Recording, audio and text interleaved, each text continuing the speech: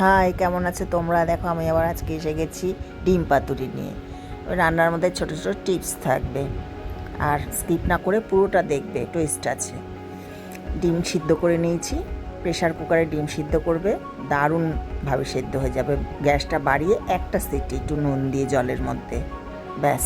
তারপরে pressure cooker খুললেই দেখবে ডিম একদম খোসা সুন্দর বেরিয়ে আসে, ডিমটা ভেতর থেকে বেরিয়ে আসবে একদম। এবার ডিমটা একটু ভেজে নেব, নুন হলুদ মাখিয়ে নিয়েছি।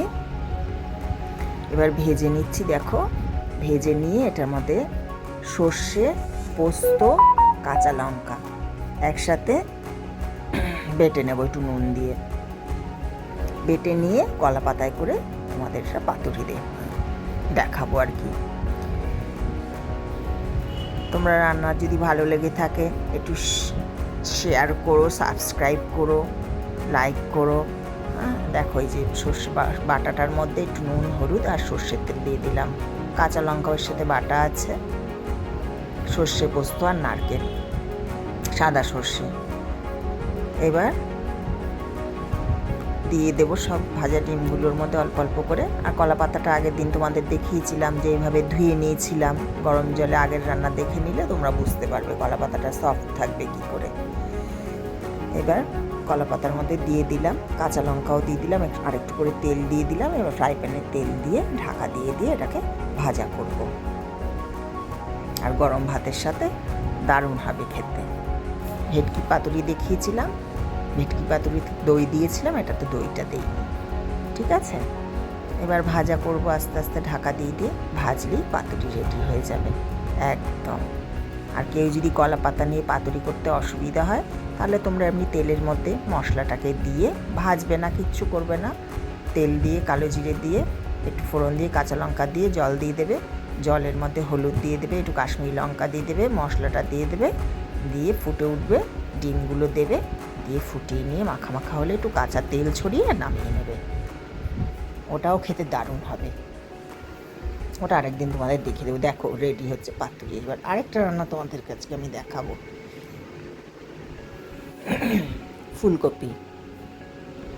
ফুলকপিটা একটু গরম জলে দেখো ধুয়ে নিয়েছি, ফুটিয়ে উঠে এক ফোঁটাতেই নামিয়ে দিয়েছি আর কি। একবার ফুটে উঠেছে ফুলকপিটা, ব্যাস নামিয়ে দিয়ে এবার ভাজা করে নিয়েছি। ওদিকে আলু সিদ্ধ করে রেখেছি, একটু আলুটা অপশনাল, তোমরা ইচ্ছা হলে দিতেও পারো, নাও দিতে পারো। এবার পোস্ত, চালমগজ আর কাজু বাটা কাঁচা লঙ্কা দিয়ে বেটে রেখেছি মশলাটা। এবার ফুলকপি একটু পুরনো হয়ে গেলে দেখবে ভালো লাগে না অফ সিজনে, তখন এই গোটা গরম মশলা একটু তেলের মধ্যে দিয়ে দিলাম, দিয়ে মশলাটা দিয়ে দিলাম, দিয়ে এবার এটাকে আস্তে আস্তে কষাবো একটু। এরমভাবে রান্না করলে তখন খেতে খুব ভালো লাগে, রেজালা টাইপের। একটু কাশ্মীরি লঙ্কার গুঁড়ো দিয়ে দিলাম, এটা নাও দেওয়া যায়। কাশ্মীরি লঙ্কার গুঁড়োটা যদি কেউ সাদা সাদা করতে চাও তাহলে কাশ্মীরি লঙ্কার গুঁড়োটা দেবে না, পুরো হলুদও দেবে না, একদম সাদা থাকবে। আর আস্ত আস্ত শুকনো লঙ্কা দিয়ে দিলে ওটা দেখতে ভালো লাগবে। একটু স্বাদ অনুযায়ী মিষ্টি দিয়ে দিলাম, একটু নুন দিয়ে দিলাম, দিয়ে এবার এটাকে কষাবো ভালো করে, কষিয়ে। আর গরম জল, সবসময় রান্নায় একটু করে গরম জল ব্যবহার করলে রান্নাটা খুব ভালো হয়, আর বেশিক্ষণ ফোটানোরও দরকার হয় না।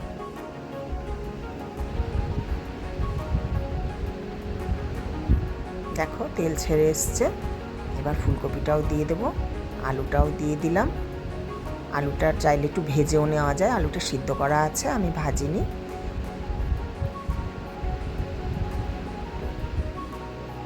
এবার সব সমেত একটু কষিয়ে নেব, নিয়ে এবার এটা দিয়ে দেব জলটা, গরম জলটা।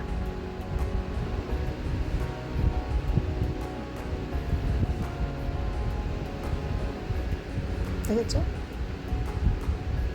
এই শুকনো লঙ্কাটা বেশ দেখতে ভালো লাগে ভাসলে। একটু কাঁচা লঙ্কাও দিয়ে দিলাম, যে যেরকম ঝাল খাবে সেরকমভাবে লঙ্কাটা দেবে। আমার রান্না তোমাদের কেমন লাগছে? আজকের মতো টাটা।